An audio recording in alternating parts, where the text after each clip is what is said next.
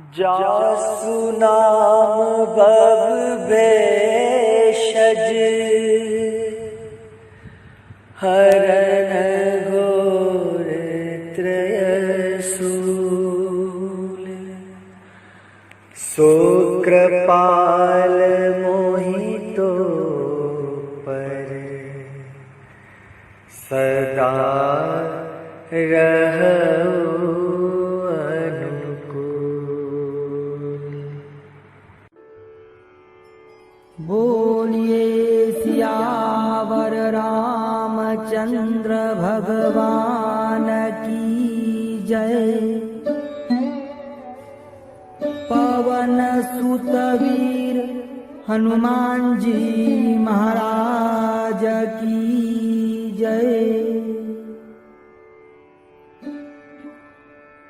आइए मानस गंगा सत्संग में चल रहे श्री हनुमंत चरित्र के पावन और मंगलमय प्रसंगों में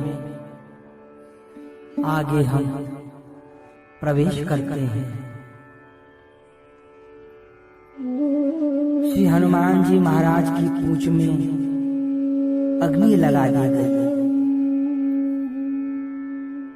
जलती हुई अग्नि को देखकर श्री हनुमान जी महाराज ने तुरंत ही लघु रूप धारण कर लिया और उछलकर कनक अटारी पर चढ़ गए।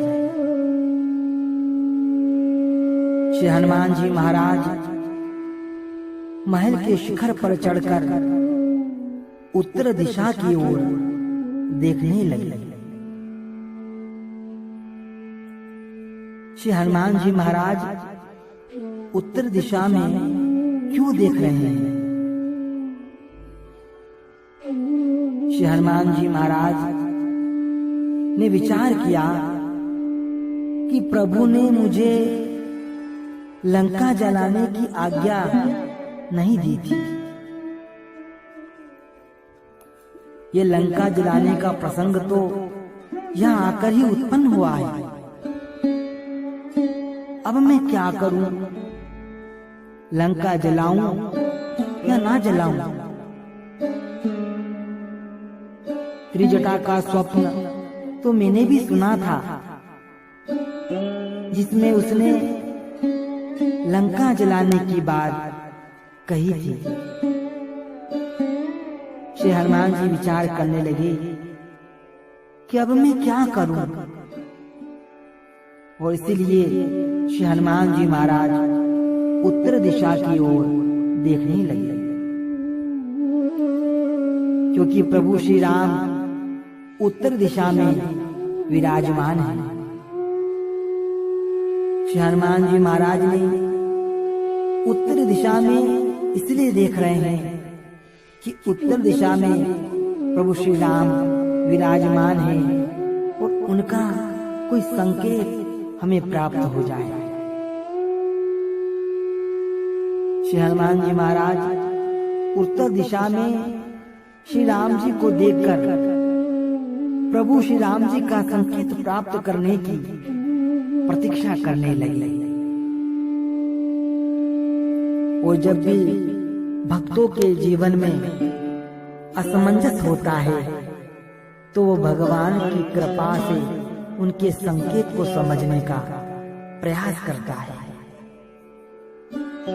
श्री हनुमान जी ने भी वही किया। श्री राम जी का संकेत प्राप्त करने के लिए उत्तर दिशा में हनुमान जी देखकर प्रतीक्षा करने लगे कि प्रभु की क्या आज्ञा है। और जब मन से प्रभु को याद किया जाता है तो प्रभु कुछ न कुछ संकेत, कुछ न कुछ सहायता अवश्य करते हैं। और उसी समय भगवान की प्रेरणा से 49 प्रकार की पवन बहने लगी। गोस्वामी तुलसीदास जी कहते हैं, हरि प्रेरित तेहि अवसर चले मरुत 49, हट हास करी गर्जा, कपि बड़ी लाग आकाश। भगवान श्री हरि की प्रेरणा से 49 प्रकार की पवन चलने लगी।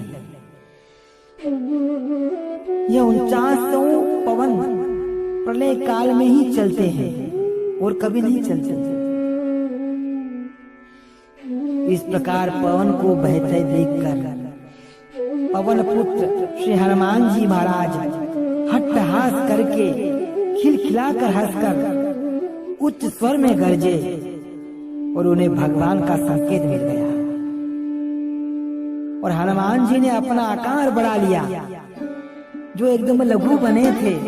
अब श्री हनुमान जी महाराज गगन में सिंहनाद करने लगे और आकाश से जा लगे और हट्टहास करी गर्जा, कपि बड़ी लग आकाश। पवन की सहायता पाकर और अपने मनोरथ की विशेष रूप से शीघ्र सिद्धि देखकर श्री हनुमान जी महाराज पवन पुत्र महाराज उच्च स्वर से खिलखिलाकर हंसे। श्री हनुमान जी महाराज जोर से गर्जना करने लगे। पवन देवता श्री हनुमान जी के प्रताप और बल में वृद्धि करने वाले थे और रावण को, राक्षसों को बहुत ही भयभीत करने वाले थे। श्री हनुमान जी महाराज ने हट्टहास करके गर्जना की ताकि मां जानकी जी को विश्वास हो जाए कि मैं सकुशल हूं। श्री हनुमान जी महाराज की गर्जना सुनकर रावण भयभीत हो गया कि मेरा काल अब निकट आ गया है। श्री हनुमान जी महाराज तो महाकाल की अवतार है। सब भयभीत हो गए। सिद्धों और देवताओं को आनंद हो गया और विश्वास हो गया कि अब रावण का वध अवश्य होगा। पहले श्री हनुमान जी महाराज बंधन से निकलने के लिए परम लघु रूप हुए थे। अब हनुमान जी महाराज अपना विशाल रूप धारण करके आकाश से जा लगे ताकि राक्षस गण भय से निकट नहीं आ सके। और श्री हनुमान जी महाराज ने बड़ा भयंकर रूप धारण कर लिया। वे तो पवन सुत हैं। श्री हनुमान जी महाराज की जो देह है परम विशाल है, परंतु वो बहुत हल्की कर ली। अपने देह को उन्होंने बहुत हल्का बना लिया। अब किस प्रकार श्री हनुमान जी महाराज लीला करते हैं और लंका का दहन करते हैं, कल हम कथा में श्रवण करेंगे।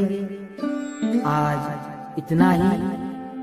भाव से जय जयकार करते हुए बोलिए सियावर रामचंद्र भगवान की जय।